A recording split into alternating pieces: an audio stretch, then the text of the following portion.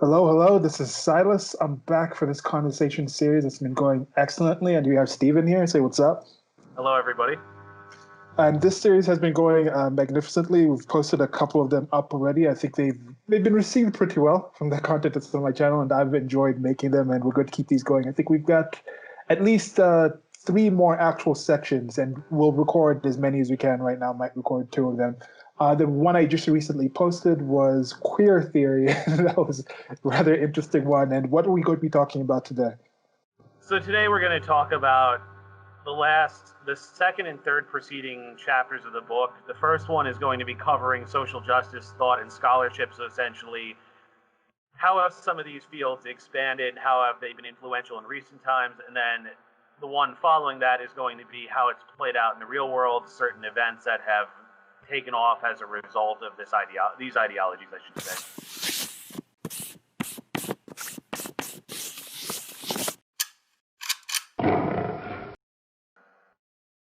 Yeah.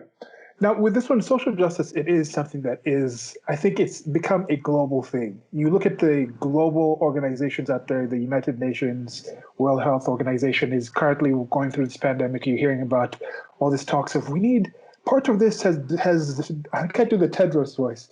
Tedros, I don't know, the Dr. Tedros or whatever. He says this, he's like, part of this has shown how the world has problems with social justice. You know, it's like you hear that a lot, and we're doing this conversation through the lens or through the analysis of the book Cynical Theories by Helen Pluckrose and James Lindsay. And that's a book that Stephen read, and if you've seen the other parts of the series, that's kind of what we're approaching these things in. But what do these things mean? These are grander scale things, and to that end, I'm going to read something from Investopedia here, because we're trying to make the case that even if you haven't heard of these terms, these are things that are affecting your life. They might be certain things going on in your life, in your day to day, that you might be like, okay, this is happening because of that other thing. Things like queer theory might be more esoteric and not necessarily directly involved in your life. But when it comes to social justice, I think the main key is the economic effect that this is having in the world, because it's not just purely. Well, let me just read this from Investopedia, and then we'll get back into the conversation. Okay, so this is from Investopedia, Social Justice by Jim Chapello, reviewed by Toby Walters, and this was updated on September 30th of 2020. Investopedia is a good site. I go there for a lot of different things, and then it's good to check different sources, but this is one source, and Stephen and I read this before, and we thought it covers, I think it covers something in general, and as I said, we'll expand on this. Okay, what is social justice? Social justice is a political and philosophical theory which asserts that there are dimensions to the concept of justice beyond those embodied in the principles of civil or criminal law, economic supply and demand, or traditional moral frameworks. Social justice tends to focus more on just relations between groups within society, as opposed to the justice of individual conduct or justice for individuals.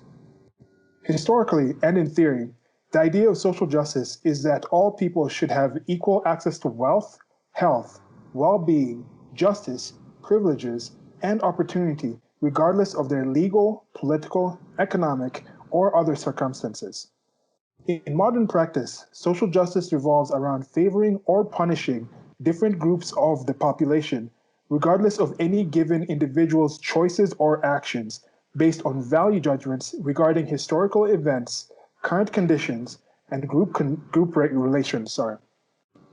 In economic terms, this often means redistribution of wealth, income, and economic opportunities from groups whom social justice advocates consider to be oppressors to those whom they consider to be the oppressed. Social justice is often associated with identity politics, socialism, and revolutionary communism. So yeah, any thoughts on that? I think that's a very good definition, and people should bear that in mind when they hear the term in popular culture, because as you basically said, it runs at odds with traditional justice, which is more about individuals and about exacting either punishment on an individual who wrongs someone, or fixing a problem in some way with an individual, whereas this is addressing groups broadly. So the idea of, okay, black people have been historically marginalized, oppressed, we have to do this for black people in general. And in the discussion on intersectionality, I sort of said how this becomes one of the issues, because they start to leave out individual circumstances, and as we know, these groups are not monoliths. Like Silas said to me before, who's more privileged, LeBron James's son or some kid in Appalachia somewhere, or some kid from East Asia who came here illegally smuggled in? I think that's pretty clear. But the problem is that these ideologies sort of get held up as gospel, as the be-all, end-all explanation of the world, and of course there are many problems with this. Yeah. And I think we'll expand on this as we get into the actual talk from the content in Cynical Theories, is often when somebody says, oh, we're for social justice, we're a social justice warrior, and that term is interestingly used as a pejorative and also as something to take pride in. Like both sides kind of use it, both people who are consider themselves that and consider themselves not that. But often someone will say, oh, where's the evidence? They're like, look at the laws, like look at this, look at that. Someone will be like, oh, you're saying blacks are disadvantaged because of this, but then look at the figures between the incarceration of blacks for these same crimes versus the incarceration of women compared to men for these same crimes. So are you saying because more blacks have more time, that means it's injustice towards blacks compared to whites? But then on the inverse, how come you're not saying it's injustice towards men compared to women?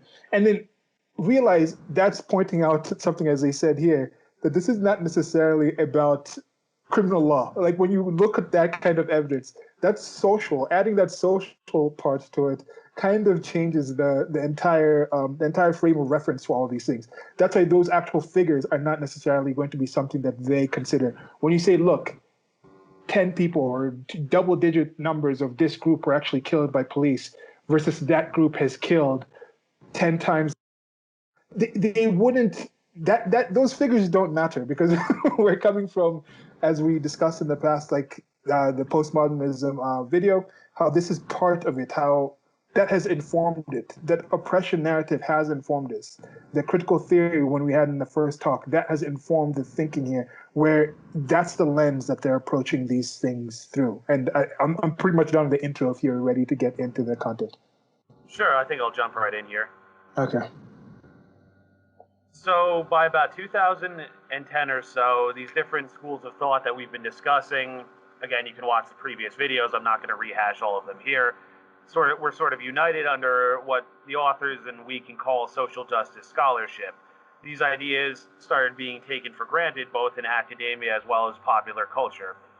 So as I discussed in previous conversations, when I talked about the contradictions between the Frankfurt School versus postmodernism, again, different people had different answers for that as far as what's objectively true is oppression, but at the same time, everything else can be subjective or is seen as being sort of relativist.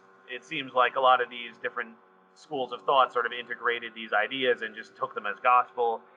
So when you sort of see in the culture how people have this attitude like these things are just true, intersectionality is true, all that, that's the result of academia and all these ideas becoming sort of the mainstream.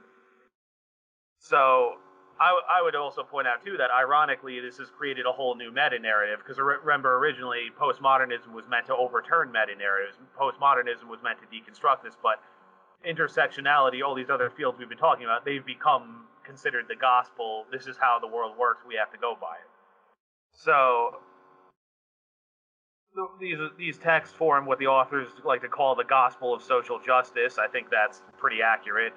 Of course, they follow the postmodern themes of knowledge is socially constructed, political power is shaped by dominant groups asserting their dominance and maintaining their dominance through discourses and through laws. The blurring of boundaries, the idea that things don't neatly fit into each category. Again, that depends on the school of thought, especially it shows up a lot in queer theory and fat studies and disability studies too. There's, let's see, what were the other three? There was cultural relativism, of course, you see a lot of that. There was the emphasis on language, that led to microaggressions, trigger warnings, all that. And then finally, the loss of the individual and universal, the idea that all that matters is group identity, not individual volition or sort of universal standards that apply to everyone. So the authors also like to call this reified postmodernism, and I think that's an interesting way to put it. Reified means made real, so the idea is it's these aspects put into thought and then into practice, and then how they're meant to be brought out into the real world and influence how society is shaped. So the two basic rules here seem to be something like one, oppression is always happening, oppression is true, and two, you can't question these ideologies. Do you have any thoughts or questions or anything to add? Yeah, part of why I wanted to, we were looking at the different definitions to say, okay, let's actually get this part, like problems exist not because of what X is, but because of how we define X. And I was looking, I was like, oh, why does Investopedia have this? But it makes sense for Investopedia to have this because talking about social justice, this is essentially the practical way. This is the way critical theory actually gets acted on. This we're talking about these. This it's almost impossible. I don't know if it's possible actually. Social justice to a personal thing. You know, when someone's like, "Oh, this is my personal belief in God, and this has nothing really to do with," even though in that aspect, I'm like, okay, that will inform the way you look and deal with other people. But social justice, it's even in the word, it's social. So this is about your interactions with society, your view about society, how you approach people, how you interact. And when it comes down to it, Investopedia is as good a place as any to have this actual information there, because it comes down to economics. It comes down to not just financial economics, but just the way who you decide to share your time with, why you share that time with, the value that you consider that somebody's getting out of something or should get out of something. This is something that is really involving with society. So when it comes down to that, I think that's a very good thing, and we're going to get into that, I think, later on, talking about specific cases where this actually has affected the way people now are actually making money and making your direct actual employment, your direct ability to actually earn, your right to have ownership over things that you have. Like it's a strange thing because there's an aspect of saying you don't own that, what your ancestors did in the past, but these people today don't own the negative effects of certain behavior that they literally have done in their life, and that aspect is really twisted and creeps me out. It really creeps me out, especially now that is being used to transfer large amounts of wealth all around the world, and that has a very practical day-to-day effect on everyone's life. Agreed. Well, I would also bring up, I liked what Megan Murphy and James Lindsay were discussing about how we want to talk about how it affects the culture, and they were brought up Tumblr and queer theory, and how Tumblr has done more for queer theory than probably all of academia. Like they've come up with 100 sexualities or something. It's like, yeah. What the hell? And also, do you know what otherkin are? Yes, I've been familiar with some of these things a lot long before I knew they came from things like queer theory and all these other places. So it's interesting. But yeah, let us know about the otherkin. Yeah, so for those who don't know, those are the people who self-identify as dragons and things like that, will actually get cosmetic operations to look like those things.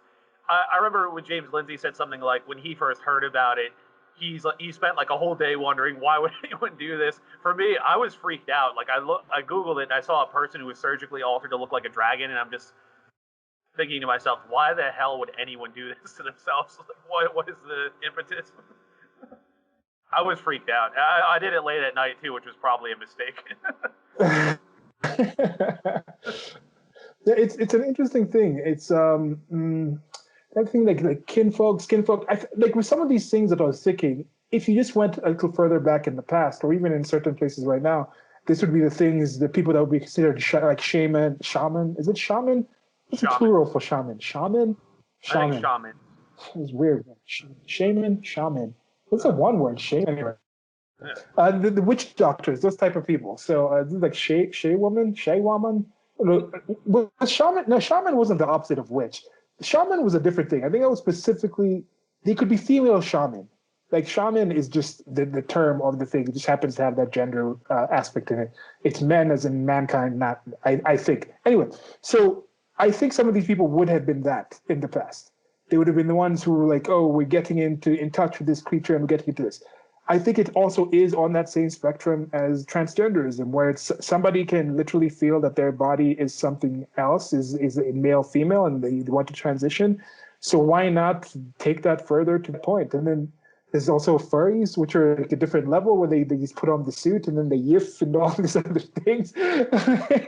So I think part of why I'm doing this series, part of why I'm enjoying this, is because some of these things I was familiar with long before I actually knew about the actual scholastic roots of some of these things, and just to see how they permeate and how they actually expand into society.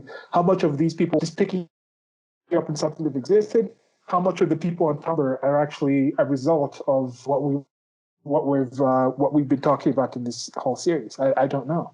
When was the first time? That's a question to you, Arthur. When was the first time you heard of social justice? When was the first time you heard of other and first? And we hope we're not the first ones to let you know about those things, because there's some dank stuff with those things. Yeah. So just moving on, I wanted to sort of retouch on how postmodernism evolved. So again, the original postmodernists, a very broad category, but we're mostly referring to Foucault, Lyotard, Derrida, Richard Rorty. They were disillusioned with Marxism. They were reacting to its failure. I touched on this in the first discussion, but I wanted to rehash a little here. Basically, what happened was in the 50s and 60s, Marxism went through a number of phases that caused a lot of true believers to become very skeptical of their beliefs, or at very least sort of rationalize some of the problems. So, for example, in the 50s, there was an uprising in Hungary, and the Hungarian government, of course, loyal to Moscow, basically reached out to Moscow saying, look, we have a problem. Moscow sent in tanks. They fired on citizens. And this was broadcasted on TV. So, of course, the world saw, look, the Soviets are sending in troops to crush an uprising. Another thing was when, after Stalin died, Khrushchev gave that speech denouncing him, talking about the Holodomor, all those people who had starved to death, all that. And then another thing was the Gulag Archipelago. Alexander Solzhenitsyn wrote the book exposing how it worked in the Siberian Gulag, all the stuff he had seen there.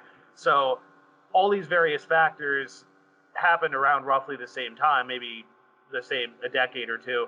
And Marxism itself had a real crisis, because on the one hand, the true believers said, wait a minute, do we own up to this and say, our philosophy has resulted in all this death and misery, or do we say this is an aberration, this isn't really what was supposed to happen, or do we say this is just propaganda spread by the CIA and other forces? So that was the real crisis that Marxism faced during that time. Now, again, it sort of went off in different directions. Some people said, no, we have to sort of take hold through the environmentalist movement. Other people said, no, we have to use terrorism to bring this about. And then the postmodernists, it could be argued, their way of dealing with it was essentially waging war on reality itself. Basically, let's deconstruct language, let's deconstruct societies, all that. And that was the direction in which one of them went, in which that branch of philosophy went, I should say. And some people have sort of take issue with this, saying, no, that wasn't what the postmodernists were trying to do. They were just trying to deconstruct things. But then again, the question becomes, well, why were all these guys lefties? And at the same time, why were some of them supportive of actual communist governments, like Foucault supported Mao in China, for example? So that was sort of the first wave of postmodernism, as it were. This was the high deconstruction phase from about the 1960s to the 80s. Then we have the applied postmodern turn. That was from about the 80s or 90s. That was where we talked about critical race theory, the black feminists, all that. That would be the applied postmodern term. And then the authors call what they call the reified postmodern phase. That was from about the late 2000s, early 2010s. And that's where you started seeing political correctness becoming very prominent. Speakers started being shut down and all that. So think of it as three waves of postmodernism. The high deconstructive phase, the applied postmodern turn, and then the reified postmodernism. I think that's a good way to sum it up. Any thoughts or comments on that? So one thing I think is good to remember is when you're talking about the tanks being brought out from the streets and shooting at people, and then the reaction that had even back in the past to being televised.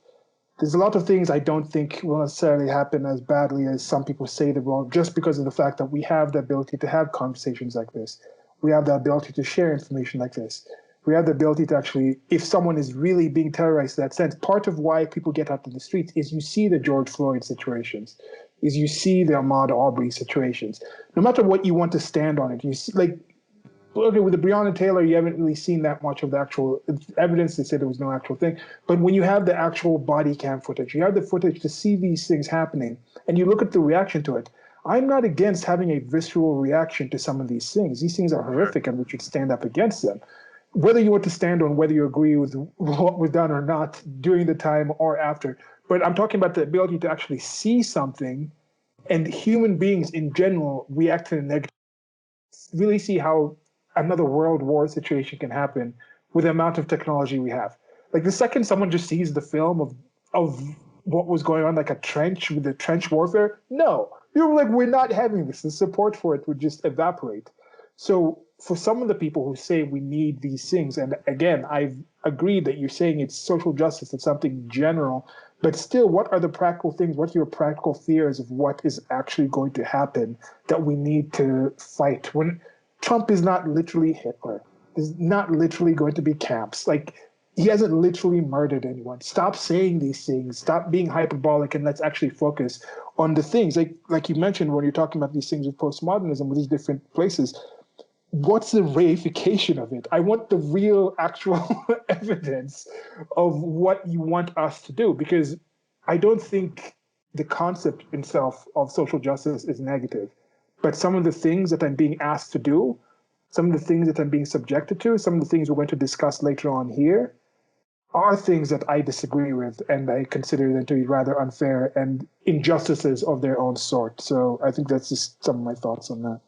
One thing I just wanted to say too, what scares me about some of this stuff is what they consider their ideal and how far they're willing to go to achieve it. And this is a hallmark of pretty much all totalitarian regimes everywhere. Because remember, people like Mao, Stalin, Hitler, whoever you want to pick, they didn't say, we're evil people, we want to destroy the world. They said, no, we're doing this for the good of the German people. We're doing this for the good of the workers. We're doing this for the good of China.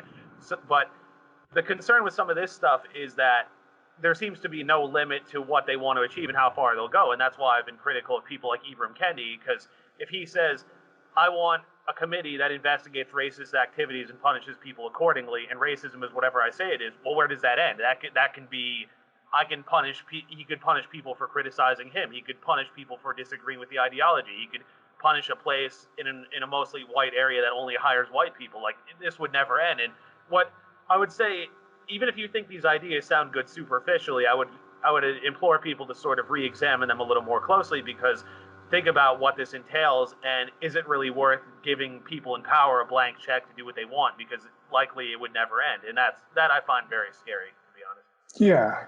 And that is a weird thing about this. And right now, as we're recording this, Donald Trump just had a diagnosis of getting the COVID, getting the virus. And some people, in general, some people have just come out, whether they say they believe it or not, have been supportive, saying, yeah, you should do well. There's a bigger contingent of, or a smaller minority of people that have come out and said, oh, this is karma, that's what you'll get. And then there's some who are just like, I hope he dies. Like, and I mean, practically, that's what I'm saying. If they were saying he's Hitler, then it makes sense that they'd want him dead. But it's still, as you said, how far do they want to go with some of these things? It's still taking me back a bit, a little reminder that, yeah, some of these people actually are willing to see you die for their justice, for their social justice. Like, to them, that's how much they believe. Or not, they're willing to be out there in the streets killing you. They're okay with standing by and or encouraging the people that would kill you. And that is something I think that is good to remember. And that's why some of this stuff is serious. It can get to that point if we don't actually have the objective goals and the evidence, so we can say, yes, we've actually solved something here, or this is an actual solid problem, so we need to do X, Y, Z in order to address this. If you just leave it nebulous, it's just going to grow like a cancer and infect other parts and just corrupt the entire human society and human culture. And that's why I'm critical of claims like systemic racism. I don't deny that there are valid claims there, obviously, but where I'm critical is that it becomes this one factor explains everything sort of deal, where it's, why is there a disparity here? Systemic racism. Why is there higher obesity rates among black people? Systemic racism. It becomes this one-size-fits-all explanation for everything. And as Karl Popper taught us, a theory that explains everything explains nothing. And the contention is that it just becomes this sort of, they sort of do the God of the gaps fallacy with this stuff, and it just becomes a way to explain everything. And then again, how far are we willing to go? Because this is such an evil thing that has to be stamped out. But like you say, if it can't be measured, if it can't really be quantified, this could go on forever. And knowing some of these people, I wouldn't doubt that it would. Yeah. And the thing is, like, what do they define murder as? If they say Trump murdered 200,000 Americans because of what he said and did during the start, that Bob Woodward thing, like, oh, he was talking down the virus instead of actually saying it's as dangerous as it is. And they don't mention that Bob Woodward apparently had this recording, but just kept it quiet for months and things like that, so he could eventually release and sell a book. But if they say Trump's simple words are the result, they can call him a murderer for that. Then technically, if they say, "Oh, the police are some invading force hunting," and then enough people hear that, and then one person decides to go up and run up on some police and shoot them in their car, are they the ones? Are they accountable for assault? If those cops had died, would they be murderers themselves because of their words have led to that? I don't understand when people say these words and things like that. I think some of these people are just very idealistic, and they haven't fully thought through what it is they're advocating and what the logical end results would be. And that's why I hope conversations like this will at least sort of shine some light on those things. Yeah. Okay. So yeah, let's continue. You said it was deconstructive, sure. Applied postmodernism, and then reification of postmodernism, and then now into the next part. Sure. So what's interesting here is that a lot of the traditional Marxists were actually at odds with a lot of the social justice stuff because they felt it sort of distracted from class issues. And what I always find ironic, of course, in both these movements is that the leaders are almost always upper middle class, sometimes wealthy, usually white people. So these are always the most privileged people railing against the same system that they claim to be tearing down. I don't know if I mentioned this in a previous discussion, but I used to know someone who had this friend who was like very wealthy. Like her parents, I think they were only teachers, but they were the type of people who I guess got into the right investment at the right time and made a lot of money. So they gave her a bunch of money. She was able to buy an apartment building which she lived in and rented out.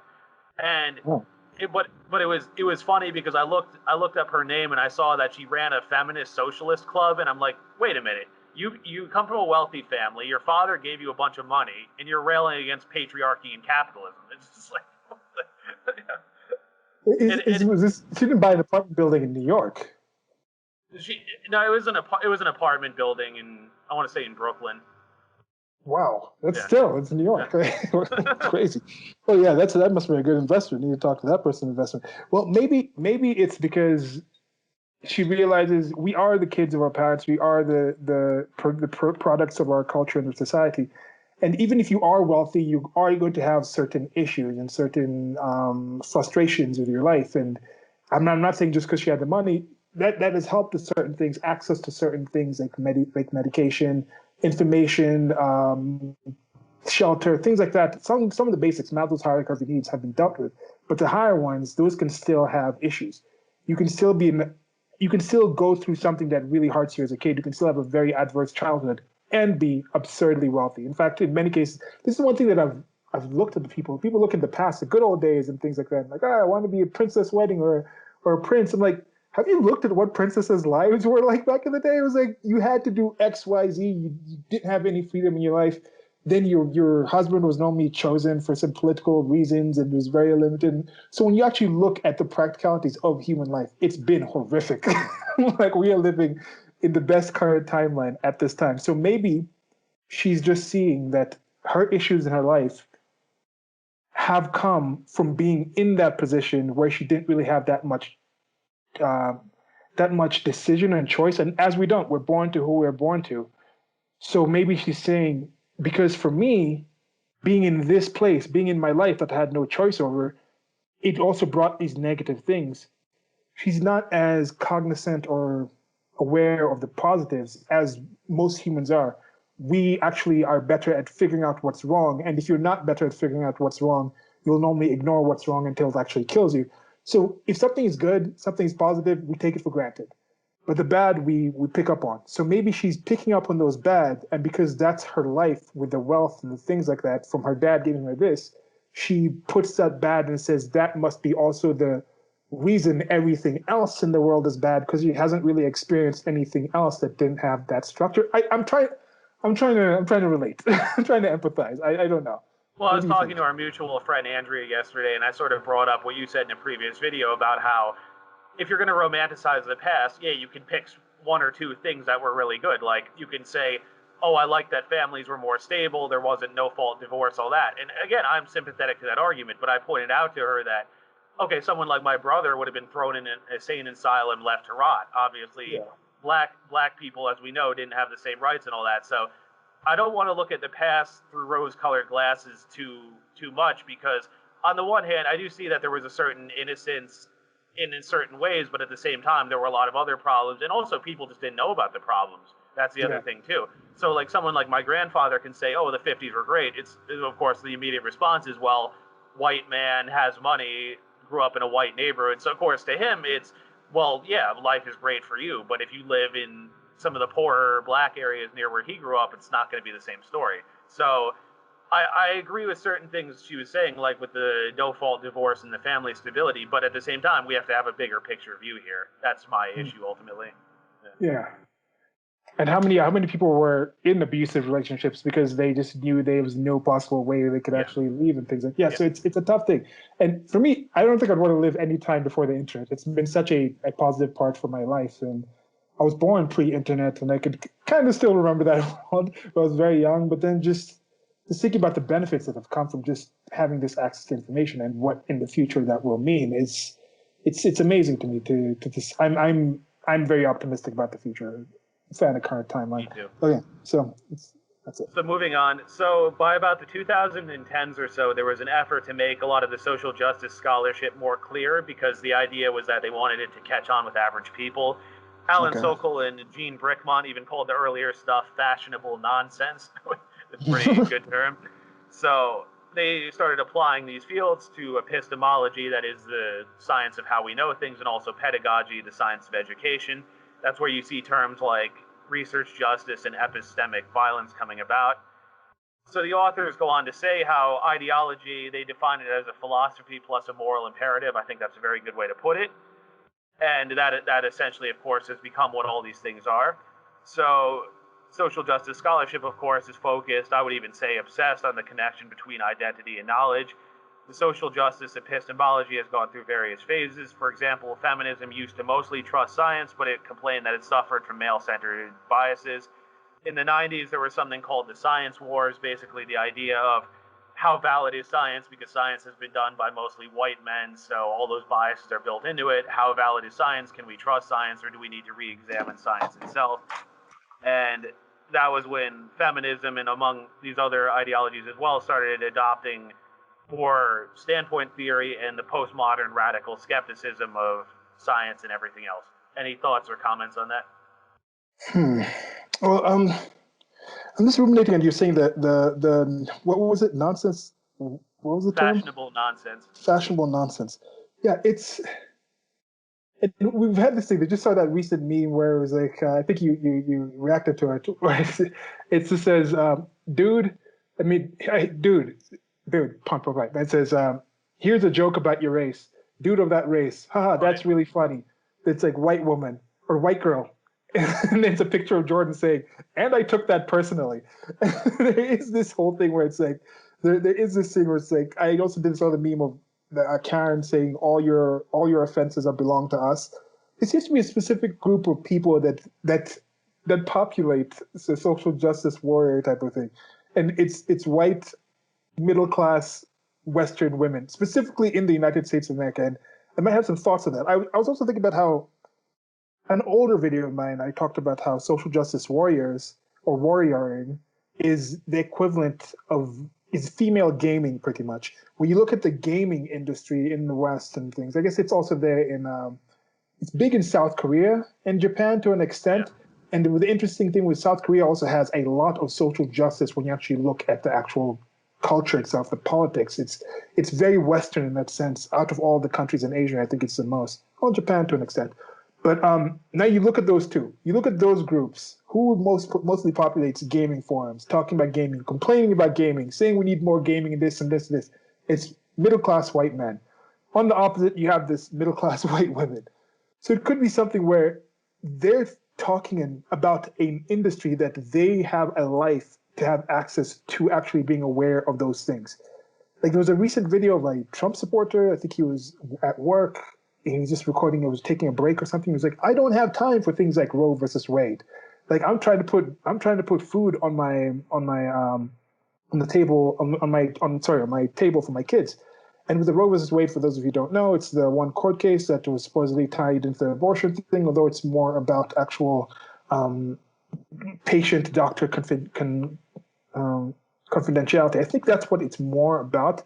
Whereas even if it was struck down at the federal level, it could still go down to the states where a woman can decide what she can do with her body and she doesn't have to tell the doctor for the reasons of why she's doing it. So there's all these aspects. So it's not directly on that. But anyway, so that's an issue. That's a social justice issue where for most people, it is fashionable nonsense. For most people, they literally don't have time to even recognize that that is an issue. Yet you have people, like you mentioned, that person who had been put in a position in her life where she wasn't worrying about the practical day-to-days of how she's going to feed herself. So she was able to look into these other things and take offense, take things personal, where it also could apply to us. I understand I'm in a certain level of privilege where I have a time and access to actually look at the people complaining about the things that I don't consider worth complaining and have enough time to actually complain about them complaining about those things. Counter-complainers. So it's kind of like, what? We're counter-complainers. Yeah, so I mean, so I understand there's kind of levels and levels and levels. So I'm saying it's not that that isn't a thing. It's if that's a thing to you here, and you're like 10% of the population, why should the other 90% care and actually change and affect what you're doing here?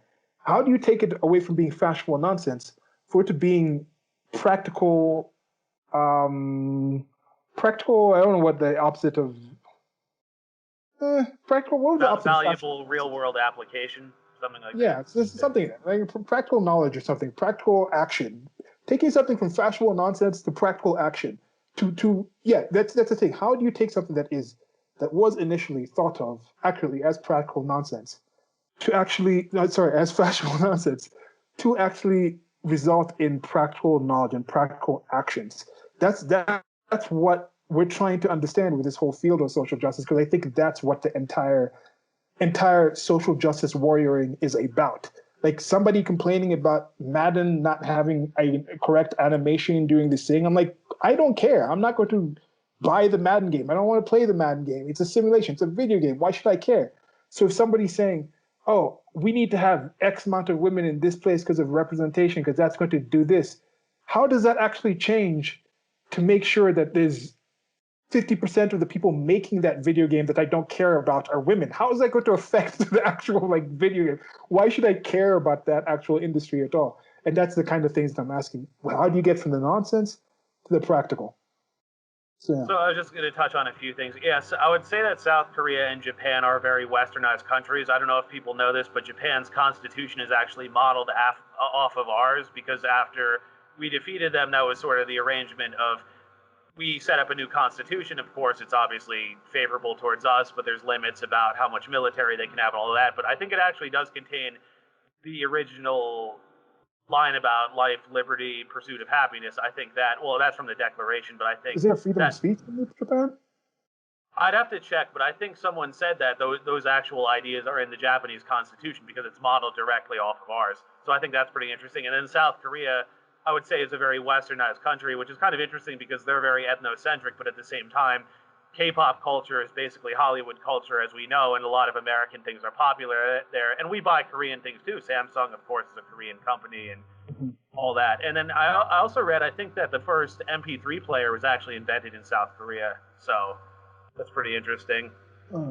It says here, Japan, sorry, just breaking in. Japan Constitution, freedom of speech. Article 21 of Japan's Constitution prohibits censorship and protects freedom of speech, press, and all forms of expression. That's in quotations, from speech, press, and all forms of expression, as well as, quote, secrecy of any means of communication, unquote, and H2 in general. Individuals and the media can exercise this in practice through those social and legal constraints exist. So that's interesting. That's in there. It's kind of like the whole thing, like back in the day when a culture or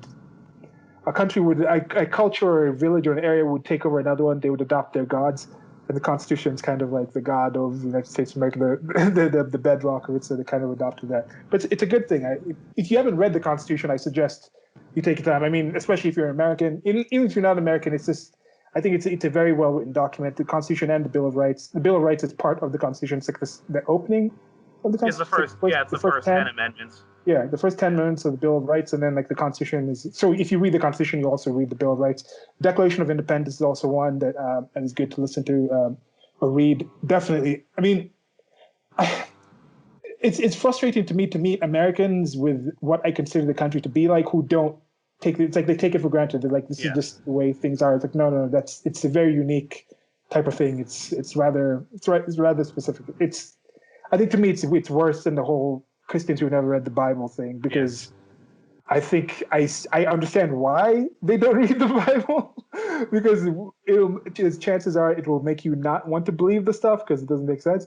But then I think if you actually read the Constitution, Bill of Rights, Declaration of Independence, it affirms some of the things that exist in society. So I was just two little anecdotes I thought were funny. So did you see my friend Eli's comment on that meme you described? Which one was it? The one you just said about with Michael Jordan at the bottom. Yeah, which comment? There's a few comments. So he said something like how he likes his steak very rare. Yeah, he said something like the steak I guess came back very well done, and he said something like, my steak is so black I thought it was going to bum a Newport off of me. And he said that his black friend burst out laughing, was almost crying, and it was some white leftist who was like, this is offensive. I said that is just so typical. Like, don't do that. Don't be that person. Yeah. Just don't be that person offended on other people's behalf. It's like, I don't get that. Yeah.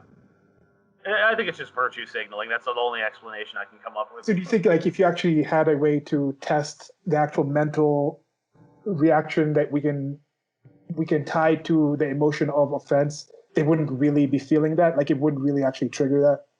I don't think so. I really, I feel like they see themselves as standing up for the underdog, so they're doing the right thing. I feel like that's what it is. I feel it'd be sad if you were actually offended that way, especially since a lot of them think that is another group. They're like, that group is so different from me and you that you can't joke about that group. So they already otherize that group. So how are they going to feel that they can empathize with that? If that group is so different, how are you able to relate with that group enough to take offense on behalf of that group? Stop it. And then one other anecdote, this was years ago, but it stuck with me. So somebody close to me posted an article saying, why weren't there more black people in Lord of the Rings? And then I got this whole lecture about why this is important and all that. And it was funny because I told other lefty people I knew about it, and they were just like, this is a non-issue. What's the big deal? Yeah.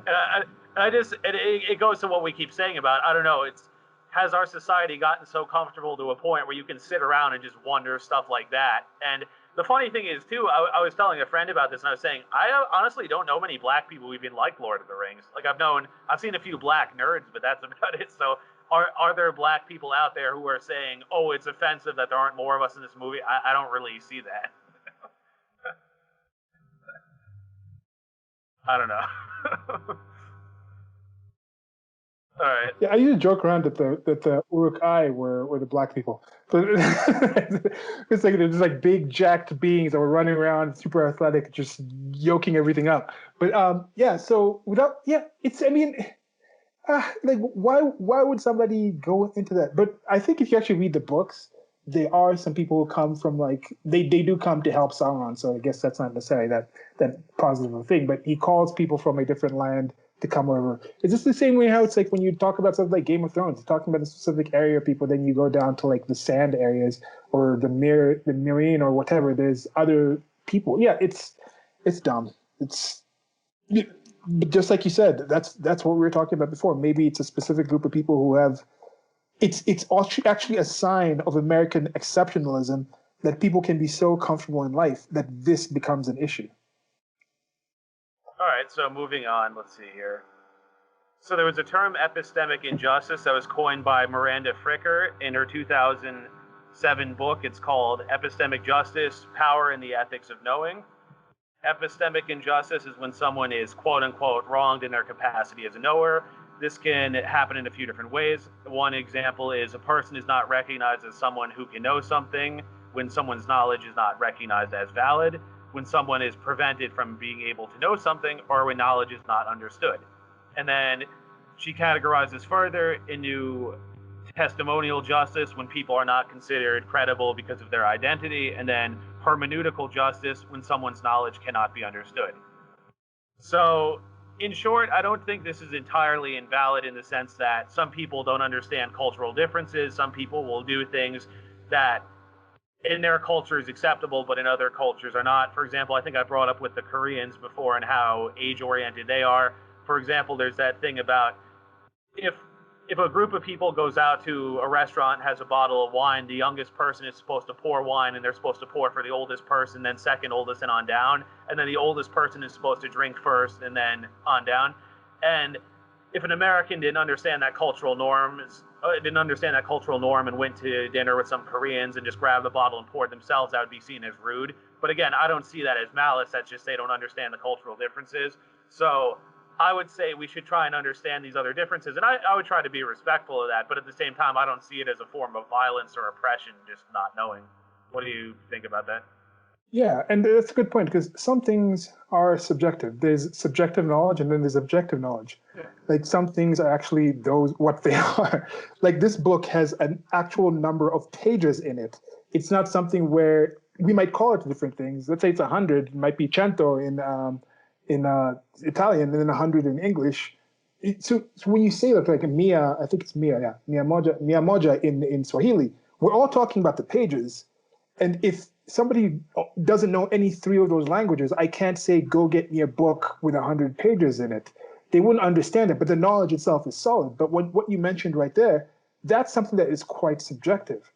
And I see this thing of some people who say, oh, when Americans go to other places, they're boorish, they're American, they need to be more like those places. But some of those very same people seem to react very negatively to the whole idea that somebody can integrate into the American culture.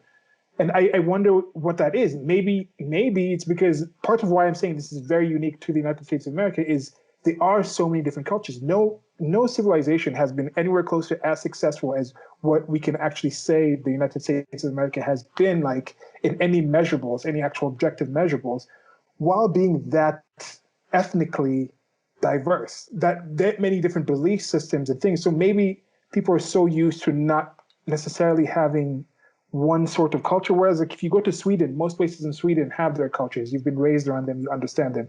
You go to Sicily, you're going to have your cultures. You go to Venice, you go to Champagne. Is it Champagne? There's a place called Champagne in France, right? Champagne, okay. Yeah. You go to Moscow, like you go to those different places, they're going to have their traditions, long-running traditions. So even their gender roles are normally long-running. They know what they're going to do with the kids. Like if you're a kid, you know what you're going to do. But maybe you have a lot of people living in mostly these urban areas, suburban areas and things like that. You're meeting people from many different cultures, and that makes it harder for you to, that makes the whole idea that you can have a set way to do things a lot more difficult. Maybe people are a lot more fluid with that. And that's part of my challenge in life. That's part of why I find myself asking a lot of these questions, is having moved around so much and met so many people, done things in so many different ways, where I don't take offense if somebody does something in a way that's not usual to me. I'm normally more interested. And I'm also a lot more flexible in trying other things, even though there's certain things I prefer to do in certain ways. Yet I think there might be certain people that are more set in the ways that might take some of the things, some of the suggestions, like you said, some of the observations, different ways of knowing, and they actually are people who say, your way of doing that is wrong, is something that I do not want to do, without actually going into and accepting that some other people do things in different ways. So as you mentioned, in some of these things, as we've both mentioned, we understand where they're coming from, and we actually lean more to at least in the concept of it, where these things do exist. So we're not saying social justice should just be thrown out. We're saying some things do exist. Let's deal with the things that do exist. I don't know. You were just describing what's called the ugly American stereotype, and I like what this guy, I think he was from Wales. He dated one of our family friends' daughters a number of years ago, and he said something, I'm not going to explain it as well with his accent, but something like how a lot of Americans think that Europeans are more sophisticated than they are. He's like, trust me, we're not. He goes, we all hate each other. The only difference is we play each other in football now instead of going to war. Yeah, that's true. That's something that I think people need to appreciate more about sports. And that is one thing. I don't watch sports anywhere close to as much as I did in the past, but I did play certain sports. But there is an aspect of that where it is a proxy. It's proxy violence in a way where like they get to those energies out, like the pride that people take in their national football team. We won or we lost. Like it can seriously ruin somebody's like. People commit suicide over these things. Like it's that importance to people, and it's a lot less harmful than the opposite, which I said just a few years ago, world wars. This whole idea of like this white kumbaya nation, no, that doesn't exist. Like no. So moving on, so one of the issues with this, though, that at least what people criticized Fricker for was that they complained her approach was too individualistic and they had to focus on group identity. So other scholars tried to sort of rework that a bit to include group identity. So, for example, in 2014, Christy Dotson expanded and redid this concept into what's called epistemic impression. So that's the same concept, but it's applied to groups. So she actually criticized how witchcraft and folk wisdom were avoided. She talked about dominant versus marginalized narratives. That's basically what we've been discussing. And she had written earlier about epistemic violence, which was the result of pernicious ignorance. Basically, people treat marginalized people unfairly because they don't know better. And my personal take on this is I think she's being a bit cynical. Like I said with my example with the Koreans and the wine bottle, I don't think people are being malicious if they violate that. I think they just don't know the cultural differences. I don't see that as being bad. I just see it as people not knowing. But I think the way she frames it as pernicious ignorance, she makes it sound like it's somehow like intentionally bad. So Nora Berenstein in 2016 coined the term epistemic exploitation. This is the quote-unquote injustice felt when marginalized people are expected to share their knowledge. So basically, it's an act of oppression to not make an effort to understand an oppressed person, but it's also an act of oppression to make a marginalized person explain their knowledge on their own terms. And then it got even more dramatic. The theorist Jose Medina in 2013 came up with the term the hermeneutical death. This is when a failure to be understood is so profound it destroys a person's sense of self. But on the other end, he has something called hermeneutical privacy, which is the idea that it is a right to not be understood at all. So on the one hand, marginalized people can be oppressed to the point of death being not by not being understood, but they have a right not to be understood. So I don't really see where that's going, but okay. And then testimonial injustice led to other terms like testimonial betrayal, epistemic freedom, epistemic responsibility. I think you get the general idea. Any thoughts or ideas? They say you have to be part of a group to understand that group. Yet, if that's true, then you can't understand that group because you're not a part of the group. Yet you can't ask that group. Yeah. Try and, but I guess if they say already that group you can't understand if you're not part of the group, then I guess they're also admitting that there's no possible way that group can explain that to you because you're not part of that group. But then how do they, often who are not parts of those groups, come up with identification of what exactly those groups are going through? Or is it just goes back to intersectionality where they say, okay, as a woman, I have these things to deal with. And then since at least we have a definition of who a minority is in this group, even though women are a majority in most countries, so we'll move over to that to the other groups. That's a part that I don't get. If anybody else understands how that line of thinking came to be, if it's just outright just illogical, and I don't think people are in general constantly logical. I'm not. These things I mix up. So I'm not expecting them to be completely logical. But if anybody has an idea of how those ideas can exist without this cognitive dissonance, let me know. That's confusing. So I wanted to touch briefly on, I don't think I mentioned it in the previous discussions, but I wanted to touch on the idea of polylogism. That's talked about Ludwig von Mises in his book, Human Action. Polylogism, you can probably tell, means many logics. So basically, up until about the 19th century or so, the idea was that logic is universal, sort of like the laws of math. The idea that... Sorry, wait. Just the term, I'm just like, headache coming in. Like, okay, keep going, sorry. So basically the idea was that logic, like the laws of math, are universal. 2 + 2 = 4 all around the world. A is A around the world.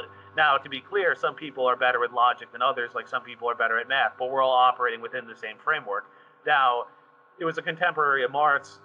His name was Dietzkin, who came up with the idea of bourgeois logic versus proletariat logic. The idea that workers see the world in a certain way, upper class people see the world in a certain way. Now, it's not clear to me how or why that's the case, especially being that people can move in and out of those categories. And then the Nazis, of course, later had Jewish logic versus German logic. Again, it's not clear how Jews and Germans see the world differently either. And even just this stuff on the face of it, how does it work? Because if we all see the world through our respective logic, we're basically speaking to each other in incomprehensible languages, and how can we achieve understanding or make any valid steps towards progress? Because and that's where you see with these activists, where they seem to alternate between you can't understand me and you need to understand me. Well, both those things can't be true. It's if I can't understand the language you're speaking, we're just shouting at each other incomprehensibly. And then if I can understand you, well, help me to understand, because there may be things that I'm missing. But they never seem to really reconcile this contradiction. And anyone listening, I'm willing to hear an explanation of why, but I can't seem to find one that's satisfactory. Yeah. And it goes back to, bring back the gaming things, going back to what I was saying, problems occur not because of what X is, because of how we define X. If you're playing Madden, you're going to have a certain rule set, certain goals to complete, to win at that game, or to just participate in the game. You have the controller, it has X, Y, Z, like the X circle, X triangle, square, and circle. Yeah. Those things, that's using PlayStation. Now, again, if you're using PlayStation, it's going to have one thing. If you switch to Xbox, it's going to have different kind of things, like A, B, C, or whatever. If you switch to PC, it's going to have different kind of things, but to accomplish the same things. The game itself has certain goals, but the way you approach that goal, depending on how you're interfacing with that goal, you're going to have a different control system that has to be agreed upon. Somebody can go online and play Madden from an Xbox. I don't think you can do this yet, but it should be theoretically possible for somebody who's using an Xbox to go online and play somebody who's using a PlayStation and be watched by somebody on a PC playing that same game. So that will happen. There's two people using different inputs but trying to accomplish the same thing on that actual field. Now, when you take Madden, that's a simulation game, then you bring in something like NFL 2K from the 2K series. That has different control sets. They're not going to use the same exact control sets, but you're still trying to accomplish something. So I think that's what we have to agree upon. We're not saying everything has to be approached in the same way, but certain things objectively have better ways of actually dealing with the things. And then when it comes to a certain smaller subset of things, some of them literally have ways where you're either helping or you're doing something that is completely against any potential positive coming out from that action. And that's something that I think, that's why it goes to that NPC meme where people just can't compute certain things. Like, we don't take this programming, and this program is the only thing, like, file for this thing not found out. There was one, like, consistency. What was this? This is a meme I posted. Somebody posting about how taxation is theft, and then, like, that shouldn't be a thing, and, like, I shouldn't have, like, universal healthcare or something. Someone's like, no, but universal healthcare is a thing that you have to have. It's in the Bill of Rights. It's a right or something like that. So taxation exists, and that's what should happen. I don't care what you think. And the person said, like, yeah, well, also the right to have guns is in the Bill of Rights. So should you be taxed to give me free guns? And then my comment was consistency.exe not found. And to tie this all down, I think the consistency thing is logic. Logic itself is consistent. Like X plus Y equals Z. That is a consistent thing when you actually start thinking about logically. So that's why I was laughing when somebody says there's different forms of logic. I'm like, how are you defining logic if you can think there's different forms of it? When people say the wronged in the different ways of knowing, I'm like, no. I just want to follow where you're computing, where your actual code is coming in from, if that makes any sense. I'll get more into this in the final section, but I wanted to talk about epistemology more broadly and the kind of epistemology that I go by and all that. And logic, essentially, the definition I like, it's the art of non-contradictory identification. That's all it is. It's identifying things as they are. There's no contradictions. Because I think I mentioned in a previous discussion where I've been criticized, oh, you're logical to a fault. Well, there's no such thing. It's just identifying things as they are and weeding out any contradictions. Now, this doesn't mean I'm always logical or I don't make errors. Sure, I do. Everyone does. But the point is, it goes back to that recurring theme of that's why we talk to each other, that's why we have these conversations, because then someone might see an error that I make, I might see an error that someone else makes, and then we're more likely to arrive at accurate truth that way, rather than just these people decide what's true and we go along with it. That's totalitarianism, or if you go further back, that's just the way of the witch doctor. Okay, this shaman decides what's true because they supposedly can better commune with the spirits or with God or whatever, and we have to go along with it. But I think we know by now that that's clearly not a valid way of approaching the world. Again, I'll get more into a section on epistemology closer towards the end, but that's just my thought on it more generally. Yeah. I think that will come down. We'll see how much. It's a question again I asked you out there. How to people? I don't think people value the truth at the same amount. Like some people value what's comfortable more than what's true, and that's okay. If that's the kind of life that you want, go ahead. I'm more for the true. To the point where I've been called pedantic like a few times. That could be that so. But then it's truth is truth. Logic is logic. Yeah. A is A.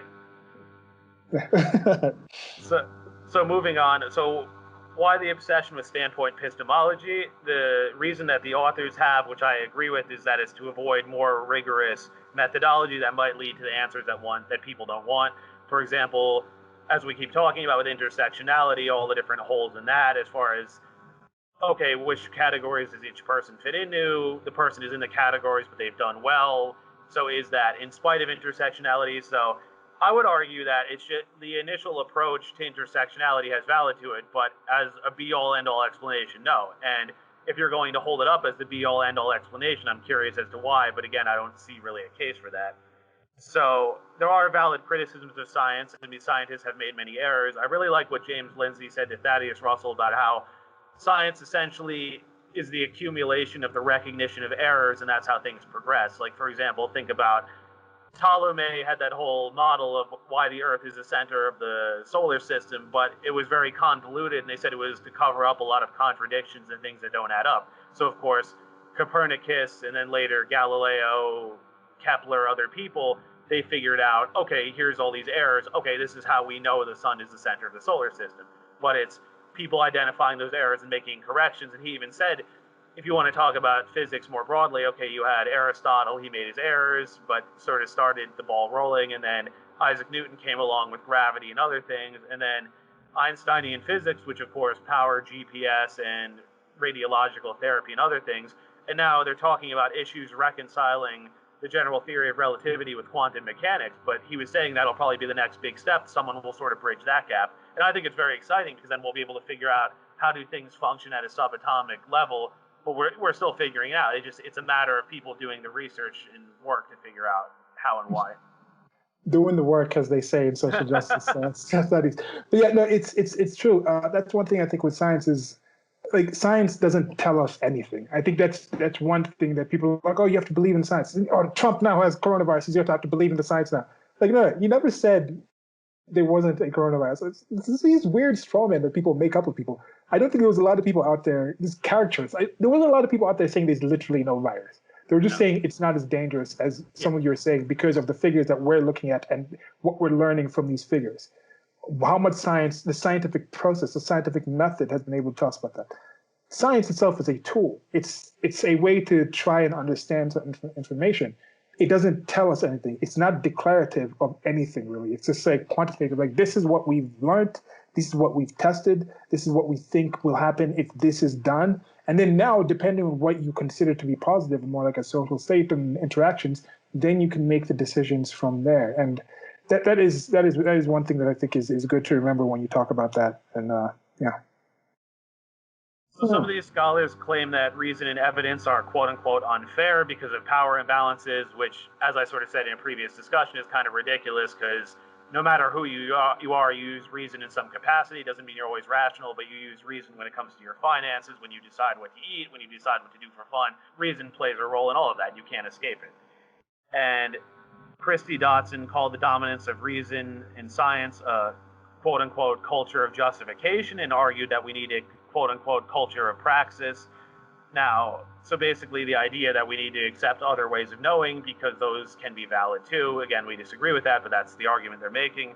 Alison Wolfe talks about the reason emotion divide that sort of goes back to Plato and describes it as a Western social construct. She advocates feelings as a way of knowing. Again, I reject that because I go more with the objectivist Aristotelian view that your emotions are a reflection of your value judgments and that you have to have values and formulate them in order to have an emotional response to something. Like one way of testing this is try and get excited about something you don't care about. You can't do it because it doesn't have any value in your life.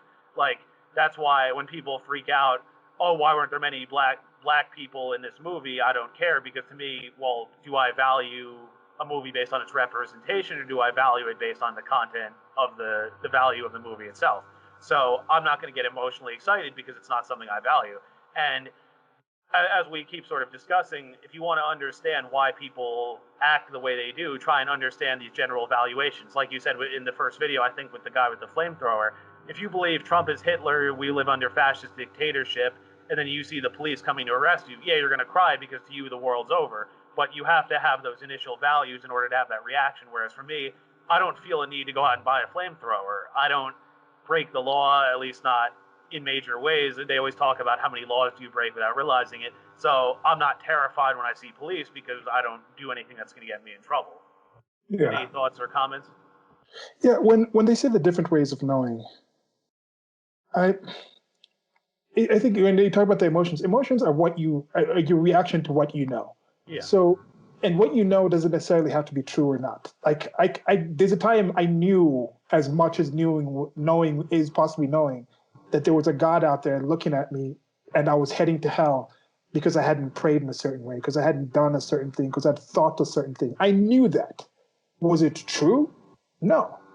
Do I know that now? No. But at that time, from the information that I had, I knew that. Was it a different way of knowing that is just as valid as the way I know now? I don't think so. And I think when they mention different ways of knowing, there's no outright mentioning of saying there is no actual system where even if we give them the different ways of knowing, there is an acceptance that there's better, of those different ways, some are better. Like, the whole field of social justice is saying that other people seem to know things in a way that hurts these groups, so we need to change things. Like, would they prefer if you had a different way of knowing, of saying, Silas, because you're a Negro, I can't talk to you. I'm supposed to own you as a human being because this book told me that the God said it's okay for me to do this. If somebody just says that's a different way of knowing, so that's the way I'm going to behave, would they say, okay, we respect that different way of knowing, or would they still be the first ones or stand right next to me and say, no, you're wrong, you're absurd, that is a horrible thing to say, come live in a better world where people actually deal with each other like fellow human beings? What would they say in that situation? Do they have any discussion of at least putting some different valuation to the different ways of knowing that they claim, or do they claim that it's also subjective, where it's like sometimes you're supposed to use this? Like, Katy Perry just did this one tweet where she says, this is a problem with using knowledge, with using data. You're supposed to use feelings and there's something meme she said, and I was like, no, that's the point. You're supposed to use data because feelings and all these things are not really based on what's true. Like, they actually get you away from actually understanding. So what do you think? Is that actually in there? It's not clear. I mean, they always just seem to fall back on standpoint epistemology. Just, well, this person of this identity is this, so they know better. Like that family friend we have who says, oh, when my minority friends talk about their experiences, I shut up and listen. And of course, my response to that would be something like, I will listen to them and consider what they have to say, but I may not agree. And quite frankly, I don't have to. I believe reason is reason, A is A, logic is universal. So I will sit there and listen and try to be sympathetic if there are valid complaints, but it doesn't mean I'm just going to suspend my own reason and blindly follow what they say. That just becomes another version of faith. That's what I would say. They don't really seem to have... It's an odd place. Yeah, they don't seem to have much in epistemology aside from standpoint theory. Just these people know better because of their identity. That's all I seem to get. And then the witchcraft and folklore thing I kind of don't get either, because again, it's like these same people will go on and on about how superstitious and irrational Christianity is, but then say, oh, it's cool that these people have these shamanistic beliefs. It's like, do you think that this is somehow more valid? I don't really follow how that works. The crystals, astronomy, like... laying of hands, that Reiki healing. Like there's some of these things I'm just like, yeah, I guess we're continuing. We're human apes trying to understand what's going on. So it makes sense that we still have some of these artifacts, and I'm sure I have some in my life that I'm trying to reduce as much as possible. But yeah, well, and that's something I always laugh about. I think you've heard me say it a few times. Like I laugh at the really basic women who will say, "I believe in science, climate change, all that," and then post, "My horoscope says this. It's Sagittarius season. All this. You realize none of this is scientific by nature, right?" yeah. I mean, it's interesting stuff, maybe, but it's like you can't go out and test these things. It's not even that interesting. Just if you're someone that listens to them, just go through a random zodiac sign generator and then see what that fits for you. And then why the zodiac signs? Why do you think you were born in some country that's never heard of, in some culture somewhere else around the world? But then now that you're part of the United States of America, all of a sudden what the Greeks defined these things are, or I don't know who invented these zodiac signs. Now that somehow applies to you. It's such a weird place. It's not such a weird place. It's not too much more weird than a lot of the other weird things that have happened that are going on. But yeah, just try to do a random one instead of going to read yours. Just every day, read a random one. I'm sure there's like a random horoscope generator out there that just mixes them around and see if there actually is anything different with your perception of what has been said before knowing that it's Aries, it's Leo, it's this. No, just stop it. Yeah, it was the Greeks, but then to sort of add on to your point, none of these people believe in Greek gods, I'm assuming. So Yeah. why would you? So why would all of these be suddenly valid? Was it even that tied into the? I guess maybe that may be interesting for an entirely different conversation video Yeah. thing like that. Going to the history of horoscopes, because when they started coming about, were they actually using them like people are using them now as guidances to what you're supposed to do in your life? I don't know. And I probably haven't know. not. It was probably just like some kind of celebrations of, oh, it's the feast of Cancer or the Virgin. Yeah. Okay. So yeah, I think I might do that. I might write that down. Possible horoscope video. So the postmodernists treat the divide between facts and experience as some sort of new insight, but it really isn't. It's simply knowing that versus knowing how. So this is called propositional knowledge versus experiential knowledge. So the problem I would point out here is it's not the divide, it's more failing to account for bias, prejudice, blind spots, etc. So when they say things like knowledge, they say things like science, knowledge, other things are socially constructed, that there's biases and prejudices in them. Yes, that's true, but again, reason and science, as far as we know, are the best tools to pick up on those things. And checking of the other by the other, as I keep saying. So Alexis Shotwell says, focusing on propositional knowledge as though it is the only form of knowing worth considering is itself a form of epistemic injustice. Such a focus neglects epistemic resources that help oppressed people craft more just worlds.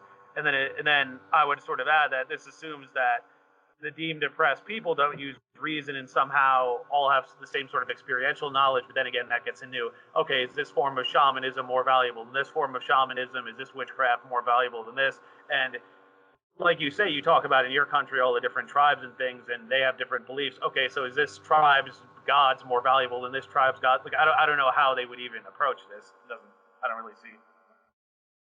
Yeah, and that goes back to what you're talking about. Or how do they know what's true? It seems like they just don't really care too much about what's true. It's and like I said, knowledge is not equivalent to truth. Knowledge is just knowledge. Like I can memorize an entire book that's fiction. Doesn't mean that fiction turns into truth, but it's still knowledge.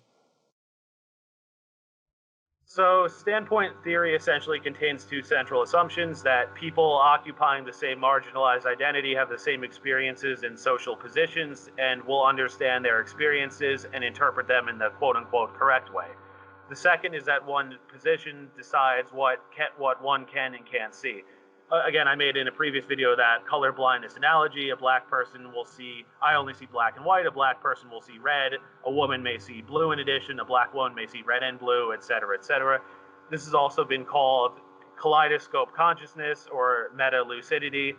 And of course, standpoint theory, I would say, rightfully gets criticized for saying things like black people feel this way, like somehow black people are a monolith that all have the same feelings towards the same thing. And they try to get around this by saying things like, it's not that they have the same nature, but they experience the same problems in an unjust society. Again, I would say there are issues with that because, again, a poor black person is not going to have the same experience as a wealthy black person. Someone with disabilities is not going to have the same.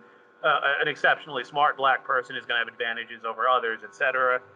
And then the ones who don't. This is one thing I didn't fully understand initially, but they were saying how the members of the group who don't conform to what's considered the critical consciousness, they get put into one of two categories. Either they're criticized as having false consciousness, that's where you see things like internalized racism, internalized misogyny, or they get accused of being motivated by some sort of cynical self-interest and appealing to the oppressor group to gain favor. So when they say a black guy is an Uncle Tom, it's not he doesn't know better, it's no, he knows what he's doing, but he's pandering to the white man to try and get favors that'll benefit him. That's how they see it. So they would say it's not that, again, the same thing with a woman, like a woman who waves a Trump flag, they would say it's not that she's unaware. No, she knows she suffers from internalized misogyny, but she's been taught to hate herself, and that she knows, okay, if I pander to these people, I'll advance in some way. And I remember a woman said to me a while back about how they know that a lot of guys like conservative and libertarian women, and that if they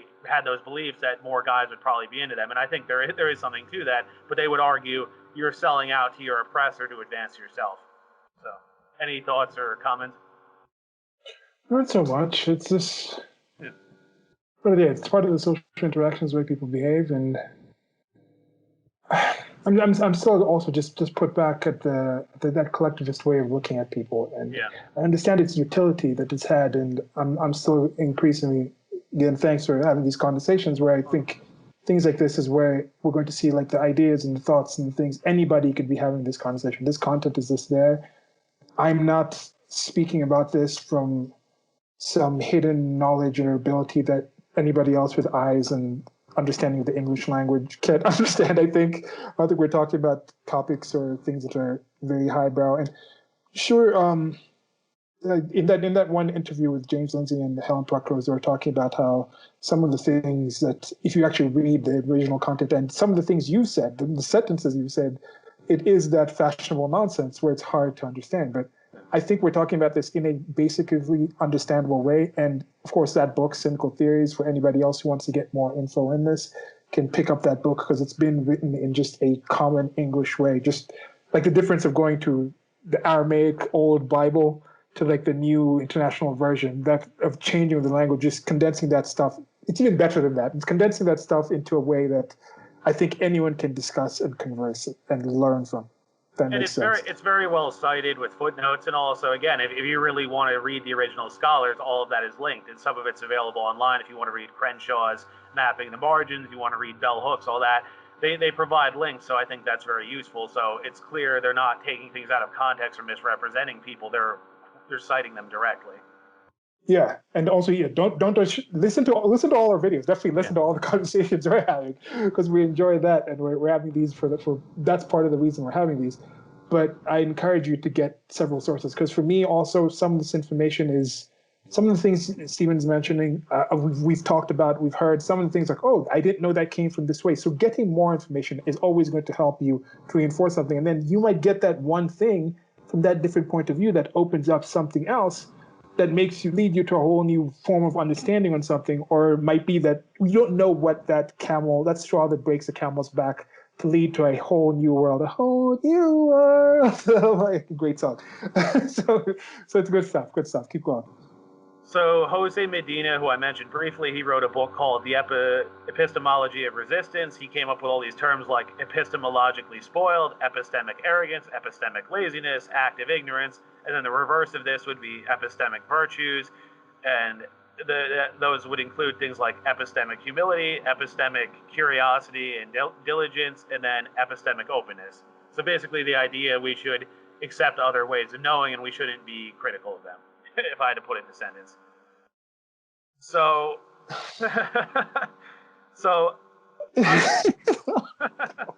I mean, like, what if somebody came to me and was like, I've been assaulted by this person, and I said, how do you know that? That other person had other ways of knowing your physical body. That other person had another way of knowing you that thought that was an entirely an entirely okay way to deal with it. What would somebody say to a question like that, a situation like that? That's the thing. It's like I don't really see the answer. It was sort of like that Simpsons thing I sent you about girls' math, where Skinner goes back and forth between saying women are better than men and oh no, women aren't different, they're equal to men, and it's just they keep going back and forth. It's like, how do you where is the truth? So anyway, so moving on. So one of the issues with the social justice stuff, of course, is not just that it makes a lot of unfalsifiable claims, but also that this can't be disagreed with or even questioned. I think that's a really serious concern. I've been saying lately how I've noticed when I've engaged these types, I don't really regularly anymore, but when I have, I seem to get one of three responses. The response is either, this is so obvious, why do you need evidence? Two, asking for evidence is problematic or oppressive. Or three, they just cite things written by these people. And of course, my whole thing is, well, number one, if it's so obvious, you should be able to turn up evidence easily. Number two, why is asking for evidence bad? If something is true, the evidence should be easily reproducible, or else I'm taking things on faith. And then three, if you're just going to cite things written by people who already agree, it's like a Christian citing the Bible constantly. An irreligious person is going to see that and say, why should I trust this as a valid source? And it ultimately just becomes this big appeal to authority and self-reference, which doesn't really have much value outside of those circles. Yeah, and that I see people taking a lot of. I see an increasingly amount of people seeing this, and then a lot of people who believe these things react in rather negative and visceral ways when you bring it up. The whole religious aspect of this, like you talk to somebody, an example with a religious person. Oh, like I feel the Holy Spirit. It's so clear to see. I'm like, is it? Like by definition, you're not supposed to be able to see the Holy Spirit, right? Like, no, I feel it in my life. Okay, where's actual evidence? Well, it's in the trees. I'm like, the trees? What do you mean the trees? What's clear about the trees? And then now you go further and you actually start pointing something out from the book, Exodus 21, like, oh, that's problematic. You can't talk about that. That was a different time. That was a different time. That's why he's talking about slaves. It's indentured slavery. I mean, he doesn't say, yeah, it says you can beat your slaves. So that's not necessary. So, that's the Old Testament. And then the last one he said is like, yeah, they'll quote other parts from the actual book and say, I know this is true because the Bible tells me so. Like, you can't. That doesn't convince anyone. So why do you think it will convince people when they apply it to secular things like the social justice warrior? Well, I made the point. I mean, think about the basic example of circular reasoning. The Bible is the word of God. How do we know? It says so in the Bible, which is the word of God. Intersectionality is true. How do we know? Intersectional literature says so. How do we know this is valid? Because intersectionality is true. It's the same thing. It's the exact same. Yeah, so avoid circular reasoning. Yeah. And I would contrast that with something like science or reason, where it can be put to the test. Like, again, use my earlier example, if a child tries to do a chemistry experiment and then they find errors in it, they're capable of testing that. Any outsider can come and test that proposition. Whereas with this, it's just either self-reference or don't question it. And like the Bible, science is the tool. Even the idea of logic is rather recent. Yeah. Like, there's a difference between logic and reaction, being reactive. Logic, you can talk about issues that you're not actually dealing with. You can apply logic to that to deal with it and project into the future. When you see a lion have a reaction to something that's going on, it's not logic going on in there. I think in that case, it's just pure reaction to things. It's just information coming in. It's just going, like, I don't consider animals to be logical. No. Well, besides a human animal. Like, humans are specifically involved in doing things that are logical. I'm going to keep this plant. And you see in some ways to get to some extent, like a squirrel maybe burying its seeds into different places because it understands winter is coming. That's more of a cycle of a thing where as a child, it normally learns by watching its parents or something where it's like, okay, I can keep these food. And in most cases, most of the squirrels, like, I think they only get like 10% of their caches, and then the rest of them grow into trees, which is part of the whole like reproductive process of the forest. It's kind of interesting. But anyway, so I think logical is saying, let's dig this here and plant these actual seeds because we're going to have this. And then let's actually, instead of digging and planting seeds in many different locations, let's fence off this location. Let's develop the concept of actual property rights where we say, okay, if I fence it off and I put this much energy into this one place, then this other person can do the same thing in a plot like next to mine. This other person can do the same thing in a plot like next to ours. Instead of us just digging things in random places and then coming by and then being like, okay, when one of the places have, we end up fighting and killing each other over these. So there's some things that logic, the scientific method, these are new things. And I don't see any negatives coming out from the increase of reason in the world, reason and rationality and logic and using the scientific method. I don't see negative things coming out of this. There might be some. It's a percentage of everything, I think, everything. But in general, it is far more positive to increase the use of those than to rubbish them. You know. Did you see my Facebook status regarding squirrels recently? No, I can't recall. Remind us. So I found out recently that squirrels like raw flour. I had no idea, because what happened was we had a bag of flour that was bad, so my brother put it on the porch. He went outside one day, and I guess 3 squirrels were actually eating out of it. And then I guess he took it away and threw it away, but there was flour left on the deck, and the squirrels kept coming back and eating it. Interesting. Yeah. Yeah, I guess for their gullets, they could probably just take that. But yeah, if you're a human being, do not try to eat raw flour. That stuff is, you can die from that. Well, and to sort of add on to your point about science, I like what Helen Pluckrose said as well, where Thaddeus Russell brought up that point about, well, science has led to all these people being killed with the atomic bomb and things like that. And she was saying how there was actually a famous story of a Holocaust survivor went to the camps and said, science didn't kill my people, ideology did. And I think that's a very good way to put it.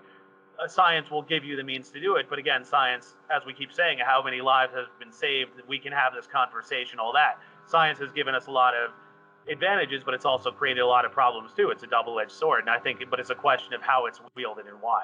That's the key point of this. Yeah. And I like too what the authors, I think Pluckrose has said this in interviews as well, like, it's great that you want to help people. It's great that you care about black people being in bad schools, that gang violence, all that. It's great to care about those things, but at the same time, caring about those things doesn't give you license to make things up. Because, for example, imagine if we did this in medicine. Oh, I want to treat cancer. I'm going to make up a bunch of studies. You can see the problems with that right away. It wouldn't lead to cancer actually being resolved. So we should talk about these issues. We should look to resolve them, but we should do it in an honest and rigorous way, not just let's make things up to get the conclusions we want. Yeah. I think you're not going to get any objections from me for trying to have a more just society. So if your social justice is truly about having a just society, then you can count me as a social justice warrior. Yeah. But from what I've seen with the practical of the most vocal social justice warriors, I don't really want to be on that team.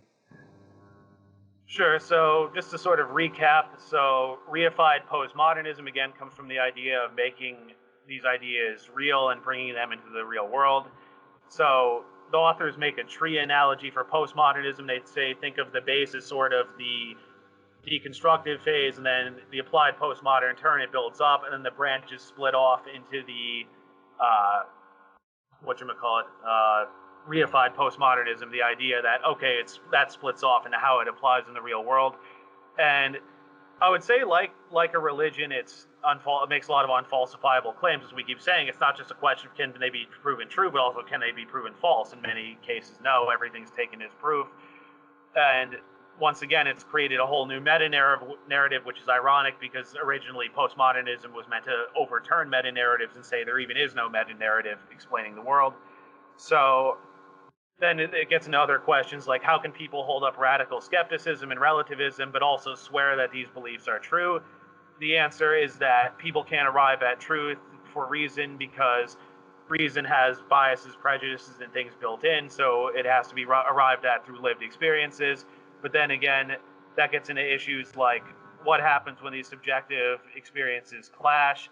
Well, they try to resolve this by saying, they say that, well, using reason is some sort of conspiracy to keep the oppressed people down. Of course, obviously, we reject that. And social justice theory, it handles this in two ways. Either they say the contradiction is fine. There is actually a line of philosophy, I think, going back to Hegel, that says contradictions are built into reality, so it's okay. I think there are people who take that position. Obviously, I don't subscribe to that, but that's some people to say that's okay. Oftentimes what happens is the social justice warriors just decide what authentic experiences are. So they'll say if you disagree with social justice theory, well, you don't have the authentic black experience, but if you agree, you do have the authentic experience.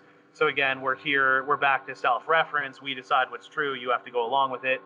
And when evidence is presented, they explain it away. And again, this is sort of that comparison to apocalyptic cults, sort of changing terms when they don't get the conclusion that they want. And again, it's a religion, as our authors explain very well. It requires faith. It's hostile to reason. It's hostile to falsification and disconfirmation, and it doesn't tolerate disagreement at all. I would really say this is the leftist religion at this point. I don't think I'm exaggerating. And I recently read a very good essay you and I talked a little bit about before. I highly recommend everyone read it if they have the chance. It's called Does Classical Liberalism Need Intersectionality? That's written by Phil Magnus, who I relied on heavily in the videos on the 1619 Project. He, I think, has a very good way of approaching it, where he says elementary intersectionality, as he calls it, is valuable. That is, acknowledging that there are disparities among people with different identities, and if you add in more of the identities, they're more likely to have more problems. That approach is valid. Now, what he's critical of, and what I would be too, is what's called compounded intersectionality, which is what we've been discussing, where it becomes this full-fledged theory that explains everything. And he explains it far better in the discussion too, where he says, how do you even gather data on some of this stuff? Because if you're going to do it, it's a big term, but multivariate regression analysis, where you have a chart and you compare all the dependent and independent variables, who lands where on the chart? Because again, does a black man end up right below the white man? Then if it's a black woman, do they end up here? But then when the actual results don't turn out in accordance with the ideology, then what do you say? And they seem to just use a God of the gaps fallacy to sort of fill in where the ideology doesn't pan out. They just say, well, this person is here because of intersectionality. Well, what if they're not? Well, it's because they sold out to their oppressors. And instead of looking for data and testing it in a rigorous way, they just sort of use the ideology to explain away certain things. And that again is like the religion, the God of the gaps fallacy. Why did this happen? God did it. Why did this happen? God did it. Why is there a disparity here? Intersectionality. Why is there a disparity here? Systemic racism. It's the same thing. And then you're not supposed to question it, so it just becomes this big, unfalsifiable ideological assertion, I would say. Yeah. And Crenshaw herself, he actually includes some quotes which I thought were troubling, where Kimberly Crenshaw actually criticizes economics and public choice theory itself. She says, the emergence of economics as a discipline suppressed the study of socially constructed institutions by reducing human behavior to the total sum of autonomous actions by universally interchangeable, rational, and self-interested acquisitive subjects. So I think she's misrepresenting things here, because again, economics doesn't assume everyone is rational. Again, that also gets into what do we consider as rational. When Mises says people are acting rational, he doesn't mean objectively doing the best thing. He means acting in a way that they perceive will better themselves. So a person may get water, a person may get beer, but either way, they're getting it because they think they'll be better off. The example that comes up a lot is a doctor applying leeches. At the time, that doctor was doing the best with the information they had. We know by today's standards, obviously that's not valid, but they're acting the best based on the information that they have. And praxeology, that is the Austrian economics approach to economics, is saying it's studying the science of human action, of purposeful human action. That is, it doesn't include things like sneezing or being scared, because that's reflexive action. It's studying what are things that people do that are universal, that always pan out in the economy. The how of it is technology. The why, that's a question of psychology. The what should people do, that's a question of ethics. So people spend money on something because they believe it'll make them better off in the here and now. That's a praxeological fact. People save money because they believe that money will be more valuable in the future. That's a praxeological fact. People charge interest because they believe it's worth lending out money in the here and now to get back more money later. Praxeological fact. Again, we can get into the how, why, and should of all of those, but that explores other fields. So I'm pretty sure the Austrian economist would factor in, yes, racism does have a say. Yes, these people are not interchangeable, but what Mises and Rothbard were looking to do was to find what are universals in economics that apply to everyone across the board, across time and space, and then all those other details can be fleshed out in other fields in other ways. And then one more thing with Crenshaw, she actually criticizes public choice. Public choice, for those who don't know, is a cross between political science and economics, which I think is very valuable. And she says, the public choice, quote unquote, paradigm linked attacks on a broad range of institutions, especially public education in parentheses, was the preservation of American apartheid. She continues, the core logic of an entire academic subfield, public choice, is implicitly constituted around assumptions of white supremacy, even as it disavowed any racial intent in animus. Now, her attacks, to my understanding, Crenshaw borrows heavily from an author, Nancy MacLean, who wrote that book, Democracy in Chains. Phil Magnus actually has a full critique of Nancy MacLean, too, saying how she misrepresented people like James Buchanan, Rothbard, and others, and he actually has a chart, I think in this very specific essay, showing how she misrepresented people, how she got some facts wrong, where she took things out of context. And I think ultimately what Crenshaw is saying here is very toxic, because I would say public choice is very valuable because incentives do matter. Rules, rewards, all these things, punishments do matter. And that other book I'm reading by Phil Magnus right now, it's called Cracks in the Ivory Tower, The Moral Mess of Higher Education. Could almost do a whole segment on that. I think it's a great book, but he gets into why is university a mess? Well, look at all these incentives, and he's explaining it's not that the university system's a mess because there's some conspiracy or that these university people are evil. No, it's that things are set up in a way to incentivize people to make certain decisions which add costs on other people, and then unfortunately the students and everyone else ends up paying those costs.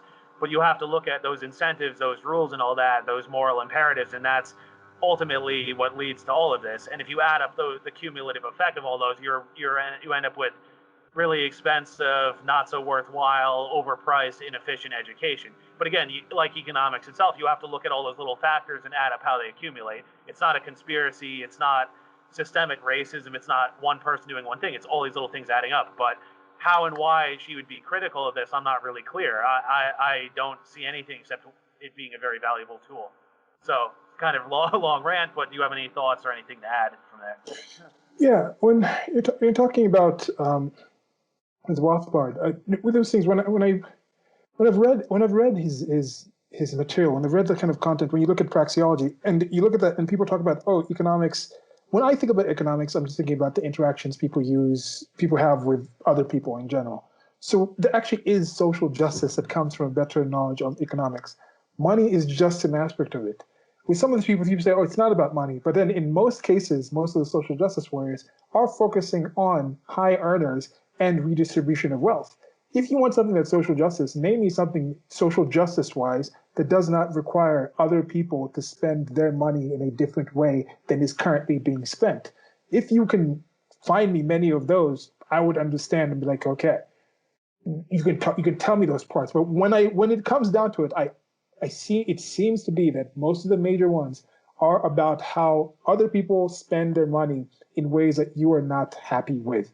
That's one thing. And I think if you actually do study praxeology, especially the Austrian School of Economics, you'll find that there actually is justice there. There actually is an equitable way to actually deal with people and interact with people.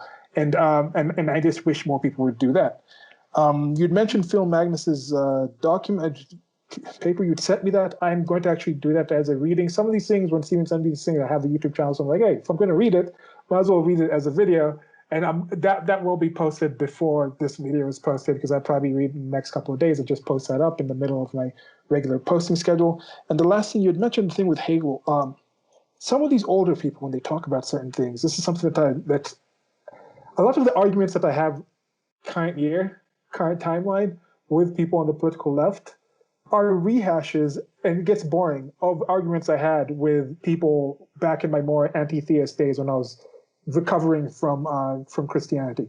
When I was coming out to that, they argue some of the very same type of things. But and some of the things they would say is like, oh, look at so-and-so from the past. They were religious. Like, yes, indoctrination was stronger in the past.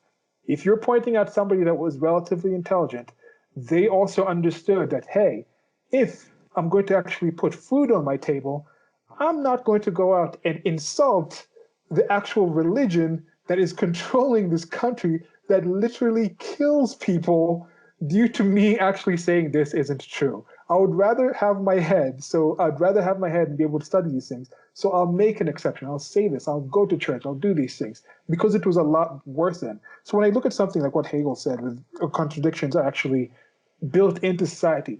Part of that, do you think, was with that whole indoctrination aspect where he personally had to make some room in his mind, cognitive dissonance, his mind to make sense of the contradictory beliefs that he had? Or could it also just be him observing that there's very many people who are Christian who, if I said contradictions don't exist, like Ayn Rand said in the line from that Francisco d'Anconia says in Atlas Shrugged, contradictions don't exist.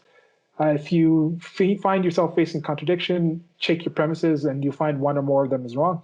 So if he came out and said that, he might have understood that the many other things that he wanted to say, if accepted by society, would make society better, would be rubbished because he's kicking out that contradiction part. And that could be something, and that's also something that I'm aware of. I know occasionally I go off into little screeds with that because, as I said, that's part of my background with dealing with some of this information and seeing the overarching type of aspect of this. And I understand that it's going to put off some people listening. And if you are of faith and you can get by that and get back my little seeming like going out against religion and things like that, then welcome to you and thanks for that. I really appreciate that. I'm not trying to do it just to like insult you. It's just the way my brain thinks, and it's appreciated that you're able to actually get to that. And I have a few regular listeners and people I comment to I really value as friends who are believers and have the ability to actually talk about that. So yeah, how much do you think that actually goes into some of the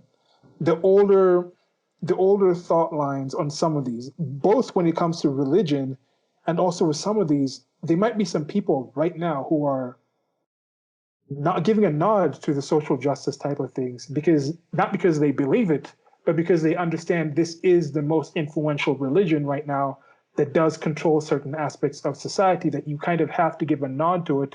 Otherwise, the believers in that religion won't accept the many other positive things you might be able to offer them.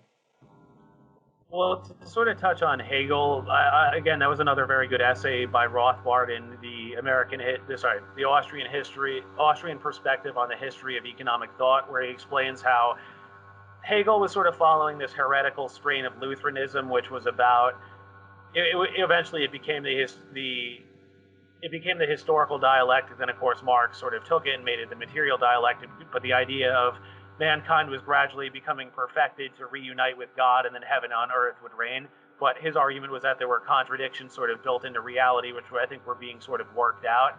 So you had the Middle Ages, then you had the Renaissance, which sort of went against that, and then you had Luther's Reformation that went against that, and then you had other people that went against Luther, and that it was sort of these clashes of the wills. Of course, his idea of, what was it, thesis, antithesis, synthesis, the idea that, okay, something happens, there's a reaction against it, then something comes out of that, and then something reacts, and then on and on. So I think that was kind of how he was approaching it. Again, I'm not super well versed on Hegel. My impression is that he was one of those philosopher king types. He wanted to be the one deciding policy. Of course, the Prussian king loved him because he basically said that the government should do this, the state should do this, people shouldn't question the government, the state is a manifestation of God's will on earth. So, of course, that got him the chair of philosophy position at university. I forget which one off the top of my head. So I do think it sort of foreshadows what we say about a lot of these people today about they want to be the philosopher kings who decide what's true, and they're given the authority to make and influence policy. And to a few other points I sort of wanted to make here.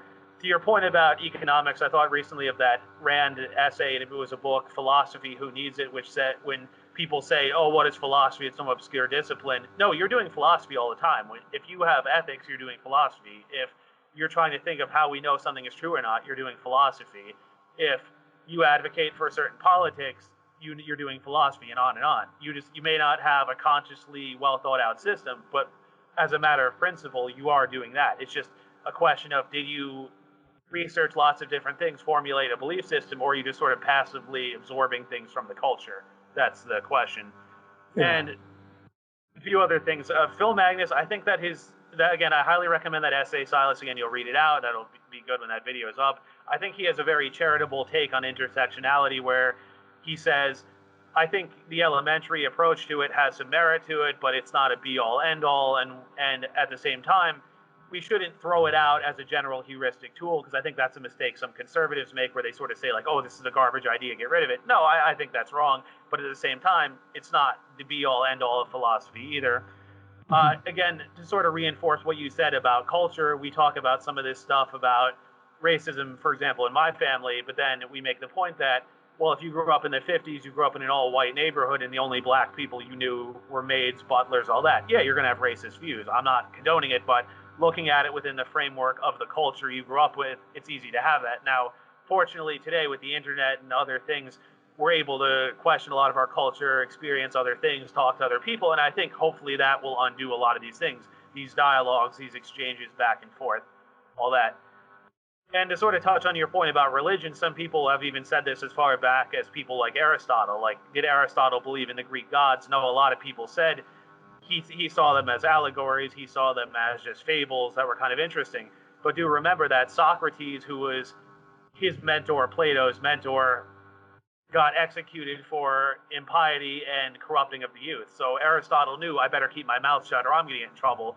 And towards the end of his life, after Alexander died and the empire started breaking apart, Aristotle himself was actually charged with impiety and he fled. So they've wondered, did he have some sort of monotheistic beliefs with his idea of the prime mover moving the universe and all, or at least he had beliefs that were unconventional to ancient Greece. But again, he couldn't be ultra vocal about them, because if he was, he might have been killed as well. So it's worth it to bear that in mind, and that everything these people said may not have been their full expression, but what could they get away with given the circumstances at the time? Yeah. And then I come back to it's like, oh, this person's a fascist. The people who call the president a fascist are like, do you realize by you being able to call him a fascist is proof that he is not a fascist? Because a fascist wouldn't allow you to call them a fascist. They would just disappear you immediately. Yeah. And you mentioned about the Prussian king liking Hegel, and there's some influence. Like, they might not be like Russia influence, but there is. You mentioned this before. Like, there is more Prussian influence when you have like the system, the education system, the schooling system. It's set up by that Prussian system to create cogs for this military empire, to create these serfs that believe and don't question. And then you set up a system like that. You bring it to the United States of America and the West, and then you actually have it be funded by the socialist redistribution of wealth. And then people get surprised when the people who are attracted to that system, to teach in that system, then indoctrinate the children to just be like these authoritarian Prussian type of people. Like, you get what you indoctrinate. Like, that's his system that's actually in there. So the actual influence that we need to be worried about is the Prussian influence, not the Russian influence in the actual society and the culture. Well said. Yeah. All right, so that's about it for that section. Any concluding thoughts or ideas? Excellent. No, I think that has been good. We've touched upon some different things. Now we're going to go more into the practical aspect of it, right? So, anything else? Okay, one more question. We mentioned economics a bit. Like, to me, I think, like, if I just told someone, this would be one of my top 3 books to just suggest if somebody says read a book. Oh, I have time to read a book. I want to read something that they haven't read. I would say Man, Economy, and State. So I haven't read Human Action yet. I just checked up, and they have an audiobook, so I shall download that audiobook and listen to it from Mises Institute. They have this stuff there, the audiobook and PDF. You can also buy it for Man, Economy, and State. And what's the Power Market? Power Market is also in there from Mises. Which one do you think, if somebody had to pick? Of course, I'd suggest both. But if somebody had to pick between Man, Economy, and State and Human Action, which one would you suggest somebody read? I like you say, they're both great. I would recommend Man, Economy, and State. I would say he's a bit better on epistemology, courtesy of Ayn Rand. There's a much more Aristotelian influence. I also think that Man, Economy, and State's a bit easier to understand because Rothbard, if you've read him, he has a very plain, straightforward way of speaking. There is some scholarly stuff, obviously, more technical things, but I don't think it's too hard to understand, whereas Mises was nominally a Kantian, so you have to be familiar with terms like a priori, analytic, synthetic, all of that, which has merit to it. But again, it's a little harder to dive into if you're not as familiar with some of that stuff. Okay. All right. So I think that's it. It's gone great. Sure. Next section is what we'll do now. We'll just get to sign off right now because we're going to do different sections and we're going to sign off. Then we're going to get Stephen, just stay on for the next part. All right. Bye. Goodbye. Thank you for listening. I'm